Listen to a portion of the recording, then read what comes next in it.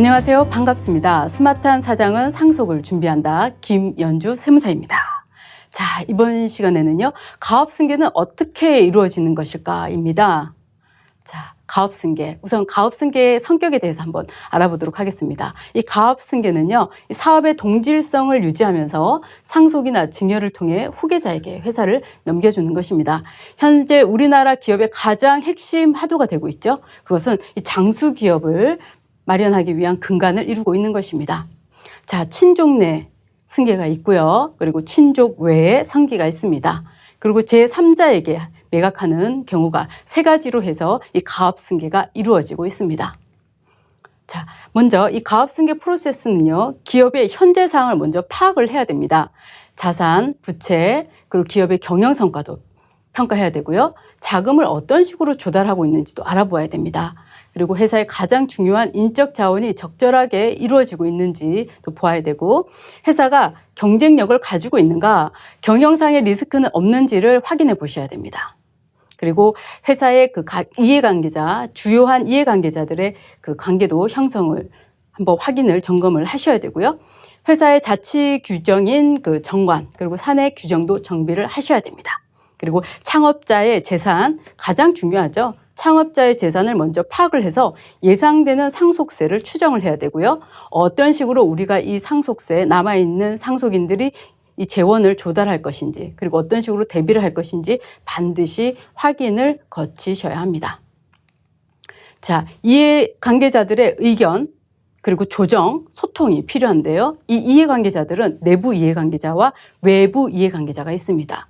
내부 이해관계자는 이런 창업주의 가족, 친족, 임직원이 되죠. 그리고 외부 이해관계자는 고객, 채권자, 주주 등이 됩니다.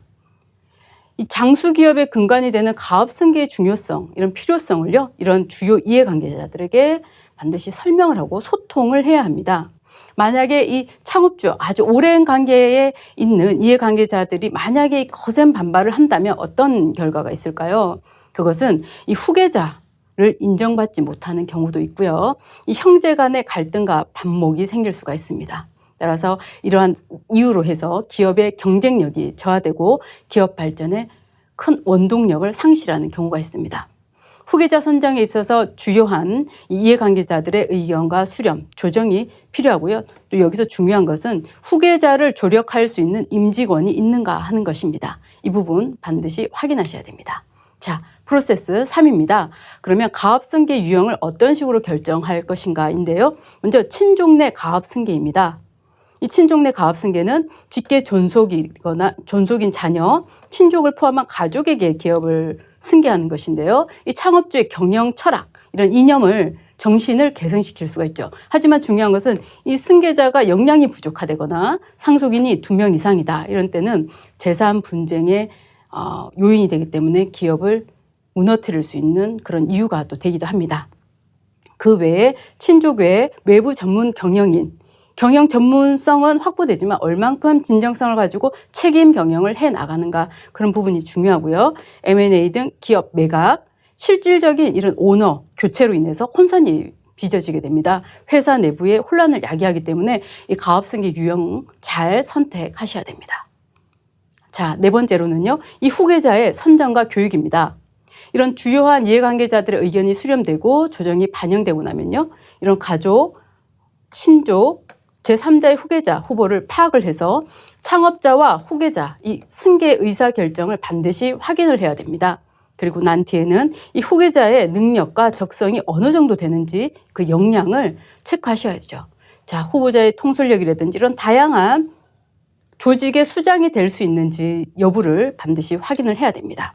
그래서 이 기업 경영을 위한 실질적인 경영 교육, 회사의 경영 이념, 기업의 그 핵심 가치를 전수시키는 그 과정이 필요합니다.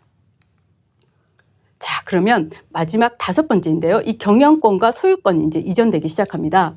후계자에 대한 실질적인 권한이 이양되고요. 기업의 그 책임자로서 지위가 부여됩니다. 따라서 회사의 이해관계자들에게 이 경영권과 소유권의 이전을 그야말로 공식화하는 것입니다. 소위 말하는 본격적인 경영권의 승계가 이루어지는 것이고요. 이때는 반드시 기업 승계에 대한 세부담, 최소화 전략, 이것이 중요합니다. 그리고 또 한 가지는 이 창업주의 은퇴와 설계를 위한 상속을 위한 준비도 필요하고요. 경영권과 이 소유권 이전에 따른 다양한 법규에 대한 반영을 통해서 문제없는 승계가 일어날 수 있는 전반적인 흐름과 시스템을 준비해 나가야 합니다.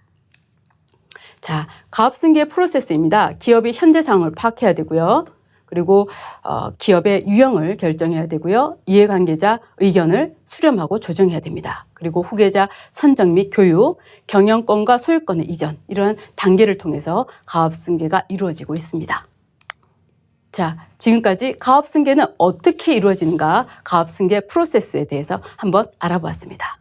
스마트한 사장은 상속을 준비한다. 김연주 세무사였습니다. 감사합니다.